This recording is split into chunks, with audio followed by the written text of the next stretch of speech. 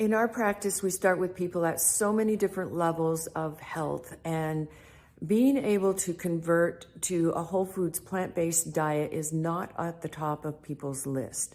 And I understand that because 12 years ago when I started this seriously, my partner asked me to just start my whole foods plant-based journey by decreasing the amount of bread I was getting in my day. And by breads, we mean anything made with flour. So it could be cereals, tortillas, English muffins, pastries, anything like that. So I thought, well, that won't be too bad. He wanted me to get down to 2 servings of bread products per week. And so I started, and what I quickly realized was that even though I didn't thought I was eating a lot of bread, I was probably eating flour-based products about 4 times a day. And it took me a long time to get down to 2 per week. And I think I didn't actually go off bread for about 2 years. So when it comes to whole foods plant-based diet, you don't do it all at once. It's a gradual process. That started 12 years ago. And I really didn't jump in with both feet for this until my dad had 2 heart procedures done recently. And I realized how bad heart disease was in my family, along with obesity and diabetes and many other chronic diseases. So I said, I'm going to do it. I'm going to go whole foods plant-based. And that was about 3 months ago. And it has been very difficult. It has not been easy. My husband does it sometimes with me, but my husband is a meat eater. And so he will make a steak or a hamburger or something like that while I'm cooking whatever whole food plant-based main dish I'm going to serve at dinner. And he will often eat what I make. That's not a problem. But having the meat in the house and smelling it cooking has been very hard for me. It smells very good, and I just can't get myself, though, to go back to that because I've worked really hard these last few months to make this conversion.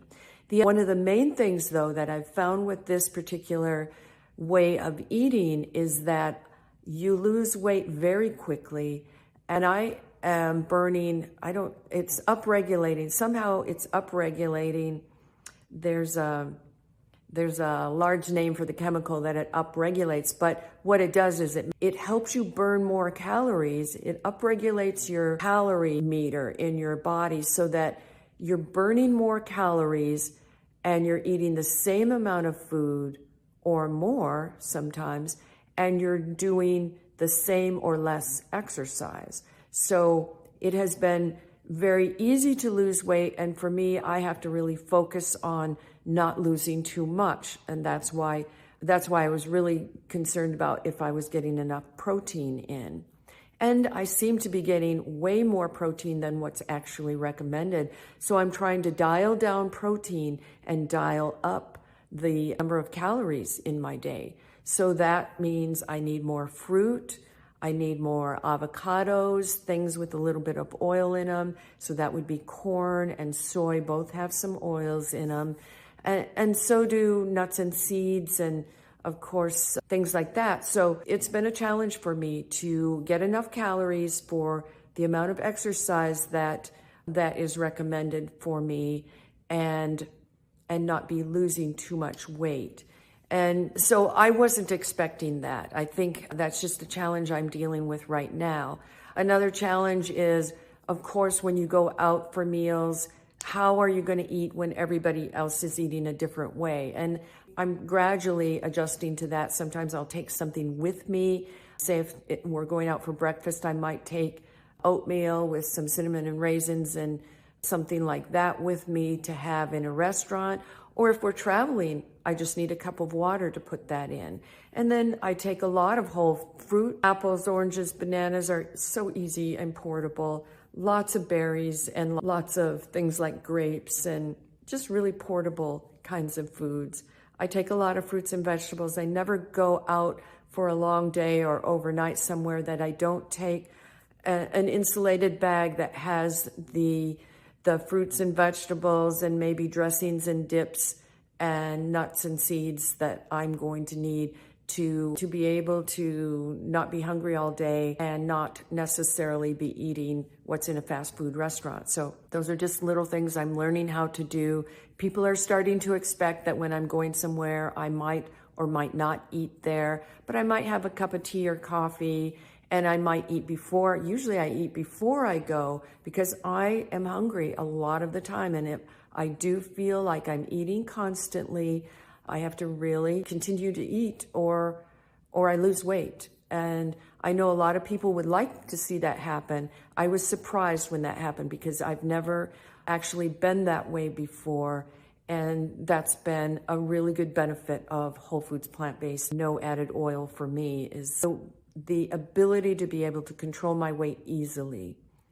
So going forward in these next few months, one of the things I'll be working on is lots of calories and lower protein. That's going to take some work because every day, even though my calorie or my protein needs might be about 36, 37 grams of protein per day, I'm unfortunately getting 50 and above pretty fast because every single vegetable that I eat, every grain that I eat has 2 or 3 grams of protein in it.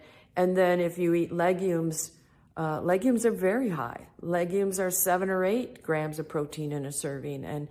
And I'm probably not going to be eating as many legumes in the next few months because that's way overshooting the protein needs for me.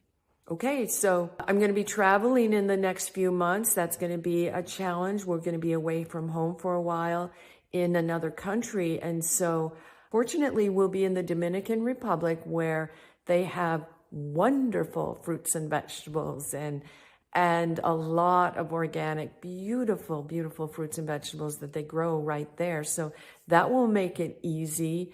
And they eat a lot of beans. They eat rice, but not usually brown rice, but I might take some grains with me, or I could very well easily find some grains there that are whole grains. So I know they have corn and things like that. So it shouldn't be as hard as I might have thought. Okay.